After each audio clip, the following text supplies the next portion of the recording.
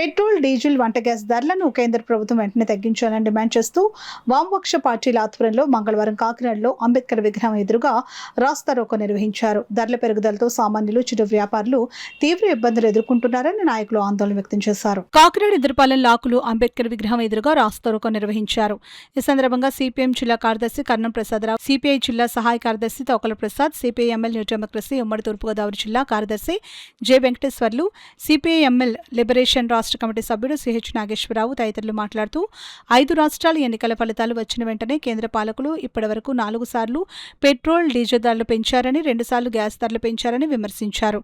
Commercial వంట gas ధర 3,250కి చేరడం వల్ల చిరు వ్యాపారులు ఇబ్బందులు పడటమే కాకుండా సామాన్యులకు ఆహార కొరత ఏర్పడుతుందని అన్నారు.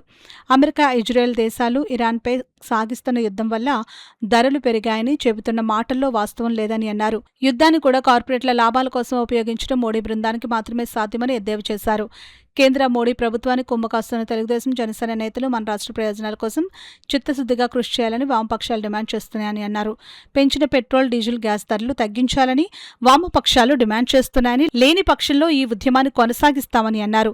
ఈ రాస్తారోకో కార్యక్రమానికి Lakshmi Ganapathi taxi owners and drivers association కార్యదర్శి సరగడ చంద్రశేఖర్ సహా సభ్యులు సంఘీభావం తెలిపారు. కార్యక్రమంలో సిపిఐ ఎంఎల్ న్యూ డెమోక్రసీ నాయకులు Garaga Durgarao, Veerababu, Srinu, CPI ML Liberation నాయకులు గొడుగు సత్యనారాయణ, నరసరాజు, నాగమణి, సిపిఐ నాయకులు KV Ramaiah, N Anil Kumar, Katuru Raju, Sunkara Tirumalarao, Gorla Durgaprasad, CPM నాయకులు K Srinivas, Palivela Veerababu, Medasati Venkataramana, Tekumudi Eswararao, Chandramalla Padma, T Rani, Nagabathala Suryanarayana, Dumpala Prasad, M Haranath, K Veerababu, K Mahachalam, U Satyanarayana, CH Ajay, T Nageswararao, CH Vijay Kumar, V Chandrarao, Talupulamma, Somaraju, Bhagyalakshmi, Rajbabu, G Prasad, సత్యం తదితరులు పాల్గొన్నారు. అధికారంలోకి వచ్చిన తర్వాత అన్ని ధరలు విపరీతంగా పెరుగుతా ఉన్నాయి.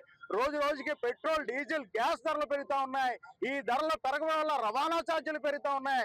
రవాణా ఛార్జీలు పెరగడం వల్ల నిత్యావసర ధరలు పెరుగుతా ఉన్నాయి.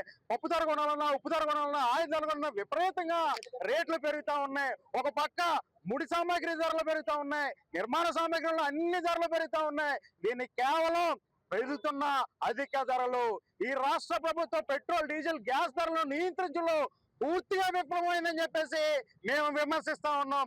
అలాగే ఆంధ్రప్రదేశ్ కు రావాల్సిన 50% గ్యాస్ వాటాను తక్షణమే అమలు చేయాలి, ఆంధ్రప్రదేశ్ లో అందుబాటులో చేయాలని చెప్పేసి ఇది ఆంధ్రుల హక్కుగా మేము ప్రశ్నిస్తా ఉన్నాం. అలాగే ఇవాళ సామాన్య ప్రజానికాన్ని నడ్డి విరిచే విధంగా ఉన్న అధిక ధరలను తక్షణమే నియంత్రించాలి, లేకుంటే ఈ ఉద్యమాన్ని మరింత తీవ్రతరం చేస్తామని వామపక్ష పార్టీలుగా డిమాండ్ చేస్తా ఉన్నాం. పెట్రోల్ ధర ఎంత ఉంది? 60 రూపాయలు ఉంది. ఈ రోజు 118 రూపాయలు అయింది. మోడీ నేను తగ్గిస్తానని చెప్పావు, నువ్వు ఎక్కడ తగ్గించావని చెప్పేసి మాట్లాడుతా ఉన్నావు. రూపాయి విలువ ఆ రోజు ఎంత ఉంది? 60 పైసలు ఉంది. ఈ రోజు ఎంత ఉంది? 96 పైసలు అయింది. అంటే నువ్వు ఎంత దారుణంగా లూటీ చేస్తా ఉన్నావు. ఈ దేశ ప్రజల కోసం నువ్వేమైనా చేస్తున్నావా? నువ్వు అంబానీల కోసం, అదానీల కోసం నార్వేలు వెళ్తున్నావు, శ్రీలంక వెళ్తున్నావు, ఆస్ట్రేలియా వెళ్తున్నావు, జర్మనీ వెళ్తున్నావు, ఇతర దేశాలన్నీ తిరుగుతున్నావు. ఈ దేశ ప్రజల కోసం, ఈ దేశ భవిష్యత్తు కోసం నువ్వేం చేస్తున్నావు అని చెప్పేసి మేము ప్రశ్నిస్తా ఉన్నాం. ఆర్బీఐలో ఉన్న బంగారాన్ని 1,14,000 కోట్ల రూపాయలని సడీ సొప్పులు లేకుండా అమ్ముకుదప్పు. అంటే రూపాయి విలువ పెంచడం చూపించడం కోసం అమ్ముదప్ప తప్ప నువ్వు రూపాయి విలువ పెంచడం చేతగాక బంగారాన్ని అమ్మేశావు. నువ్వు గద్దె దిగు. నువ్వు ప్రజల మీద భారాలు వేస్తే కుదరదు.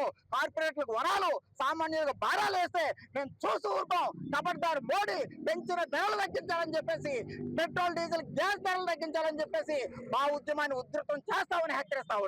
అందుచేత నష్టపరిహారాన్ని తక్షణం చెల్లించమని చెప్పేసి పార్లమెంటరీ కమిటీ జడ్జిమెంట్ ఇచ్చింది. కానీ మళ్ళా కోర్టుకి వెళ్తే కోర్టు కూడా దాన్ని 25,000 కోట్లుగా 25,000 కోట్ల రూపాయలు అంబానీ నువ్వు తక్షణం చెల్లించు ఆ రకంగా ప్రభుత్వానికి అని చెప్తే లేదు ప్రభుత్వం మేము సెటిల్మెంట్ చేసుకుంటాం, మాట్లాడుకుంటాం అని చెప్పేసి ఆ రకంగా దాటేసి మోడీని మెత్తపరిచి ఆ రకంగా ప్రజలకు దక్కాల్సినటువంటి ఆ 25,000 కోట్లను కూడా ఈ అంబానీ కొల్లగొట్టిపోయాడు.